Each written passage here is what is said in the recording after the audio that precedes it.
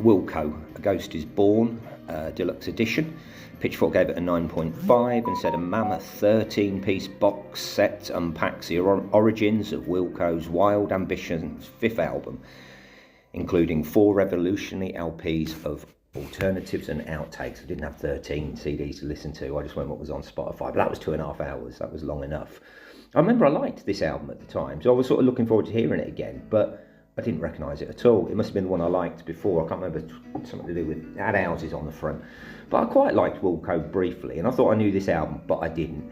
So yeah, 2.5 hours was a bit much. First song, just pretty dull really for the first few minutes, but then it kicked off and the second half was amazing. And then from then on, it was a lovely soundtrack too. It was a nice piano piece, bit of LCD sound system type rhythm mixed up for track 3, and we're having a good time. It's a 15-minute feedback track that I wasn't overly impressed with, but yeah, mainly it was great songs, good influences, and influencing some great bands obviously. Reminded me of the Beatles more than I thought, around the sort of White Album era. The extra tracks sounded like extra tracks, you know, they're not on the album for a reason, but they were good enough. But you could definitely tell the quality was in the first disc, or whatever it was called, that I listened to on Spotify. Great, yeah, you know, it's an 8 or 9. I'm going to give it an 8 out of 10. I'm not going to give it another 10 listens at 2.5 hours.